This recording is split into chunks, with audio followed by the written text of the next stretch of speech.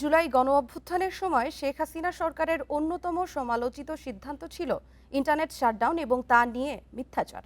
2024 সালের 18 জুলাই প্রথমবারের মতো সারা দেশে ইন্টারনেট সেবা বন্ধ করে দেওয়া হয়। পরদিন 19 জুলাই রাত 12টা থেকে জারি করা হয় কারফিউ। উদ্দেশ্য ছিল আন্দোলন স্তিমিত করা এবং সবাইকে অন্ধকারে রেখে নির্বিচারে হত্যাযজ্ঞ চালিয়ে যাওয়া। 2024-এর জুলাই দেশ জুড়ে কমপ্লিট শাটডাউন কর্মসূচি চলছে বৈষম্য বিরোধীদের। ধীরে ধীরে কোটা বিরোধী বিক্ষোভ রূপ নিচ্ছে সরকার পতনের গণঅভ্যুত্থানে। 18 জুলাই হঠাৎ করেই বন্ধ করে দেওয়া হয় সারা দেশের ইন্টারনেট সেবা। 19 জুলাই দিবাগত রাত থেকে জারি করা হয় কারফিউ।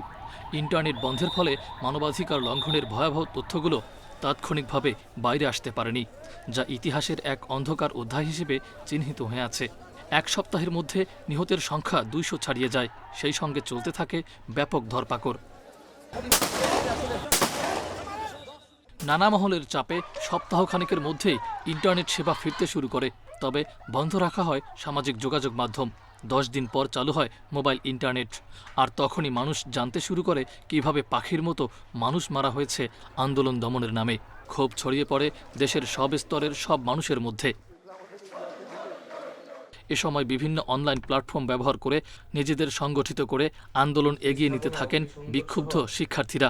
নতুন কর্মসূচি ঘোষণা সহ আন্দোলনের গুরুত্বপূর্ণ দিক নির্দেশনাও দেয়া হচ্ছিল অনলাইনে।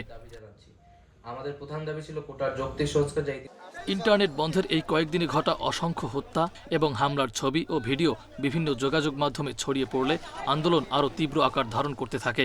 ছাত্র হত্যার প্রতিবাদে রাস্তায় নামে সাধারণ মানুষ। ত্বরান্বিত হয় হাসিনা সরকারের পতন। মাহফুজুর রহমান মিলন, ইন্ডিপেন্ডেন্ট নিউজ, ঢাকা।